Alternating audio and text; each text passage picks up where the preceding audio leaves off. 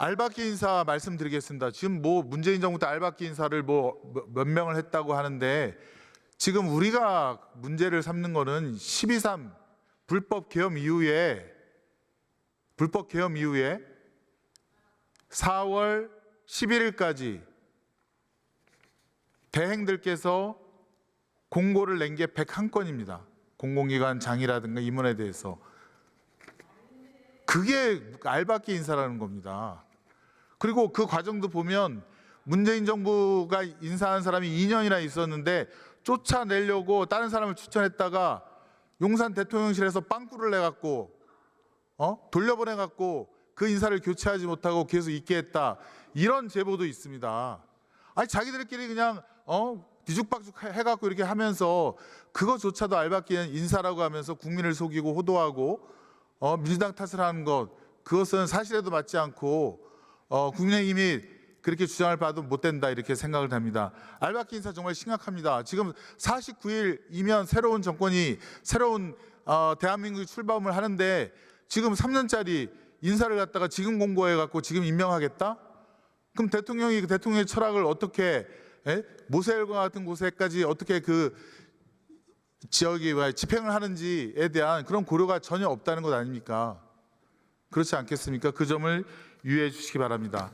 4월 8일 국무회의에서 한덕수 대행이 이완규 법제처장을 헌법재판관으로 지명한 것에 대해서 묻겠습니다. 국무회의 전에 국무위원 간담회를 했다고 했는데 그때 헌법재판관 지명에 대한 논의랄까요? 한덕수 총리의 일방적인 발표가 있었다고 들었습니다. 그 자리에는 이완규 법제처장이 국무회의 배석자로서 함께 그 자리에 있었다고 합니다. 이에 대해서 부총리께서 알고 계십니까? 저는 그때 간담회에 다른 일정에서 참석을 못했었습니다. 간담회는 없으셨고 국무회의는 참석하셨다고 그러셨죠? 네, 국무회의에서 이 내용에 대해 이 헌법재판관 지명에 대해서 한덕수 총리가 설명을 하던가요? 국무회에서는 설명이 없었습니다. 그러면 혹시 뒤에 계신 국무위원들 중에서 이완규 법제처장을 헌법재판관으로 임명하겠다 사전 간담회 때 현장에 계셨던 분 혹시 손을 드실 수 있습니까? 예, 2분 계셨고 3분 계셨고 잠깐만 좀 들어가 주시겠습니까? 유상임 장관님 혹시 잠깐만. 예. 아니 저희가 이러는 이유가 이게 12.3 내란 사태랑 비슷한 것 같아요. 계엄 불법 계엄 선포하기 전에 사전에 대기실에서 계엄을 갖다가 그제서야 얘기하고 장관님들은 국무위원들 허겁지겁 이게 무슨 난리냐고 하면서 깜짝 놀라고 제대로 윤석열 전 대통령의 불법 계엄에 대해서 의견도 제시하지 못하고 그냥 대통령이 나가서 불법 계엄을 선포하는 것과 비슷한 구조 아닙니까? 한덕수 총리가 그럼 이완규 법제처장을 헌법재판관으로 지명한다고 했을 때 국무위원들께 의견을 묻던가요? 혹은 장관께서는 어떤 답변을 하셨습니까? 네, 그 권한대행께서 그 2분을 헌재 재판관으로 임명하겠다는 의사를 간담회 때 말씀하셨고, 저는 개인적으로 그때는 뭐 국무위원들이 그 간담회 자리니까 어떤 의견도 할 수 있는 자리라고 생각을 했습니다. 저 개인적으로는 뭐 특별한 의사를 말씀은 안 드렸지만 대통령께서 유고된 상태이기 때문에 온전히 권한대행이 대통령의 권한을 행사를 해야 된다고 저는 개인적으로 믿었고 그런 차원에서 행사하실 수 있다 이렇게 생각해서 별다른 이의를 말씀드리지는 않았습니다. 한덕수 총리가 그러면 이완규 법제처장은 어떤 이유로 헌법재판관이 되는 것이 타당하다라고 하던가요? 설명이 있었습니까? 다른 한 분은 뭐 제가 잘 모르는 분이고 이 법제처장님은 늘 국무회에 같이 했기 때문에 제가 잘 아는 분인데 늘 법률적인 부분에 많은 조언들을 해오신 분이고 그래서 적절한 분이다 이런 생각을 저는 했습니다. 정말요? 네, 그렇습니다. 아니 그 법제처장은 윤석열 전 대통령의 동기, 대학 친구이고 또 윤석열 대통령 장모 최은순 씨의 변호인이기도 했고요. 그다음에 검사 출신으로서 윤석열 전 정부가 시행령으로 통치를 할 때 그에 대한 이론적 기반을 아주 무리하게 제공한 사람인데 그런 것 사실은 몰랐습니까?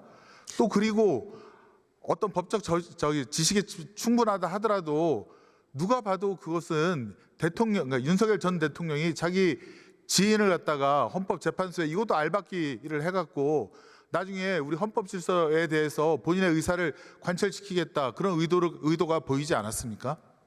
글쎄요, 그때까지는 뭐 법제사장님이 그 전에 어떤 그런 관계가 있었는지에 대해서는 사실 제가 뭐 조사할 이유도 없었고 모르고 있었습니다만 그 이후에 그분이 그만한 능력이 있는 분이다 하는 정도는 저는 생각을 하고 있었습니다. 예, 좀 답답합니다. 예. 자리로 돌아가시기 바랍니다. 부총님 앞으로 좀 나와주세요.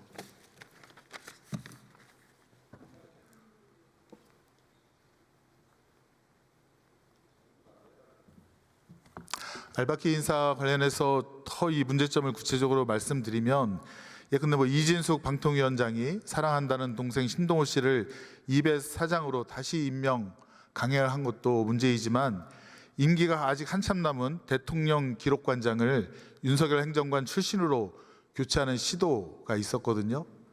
돌이켜보면 박근혜 정부 때 박근혜 전 대통령이 탄핵되고 나서 그 다음 정부에 인수인계한 자료가 얼마나 되신지 아십니까?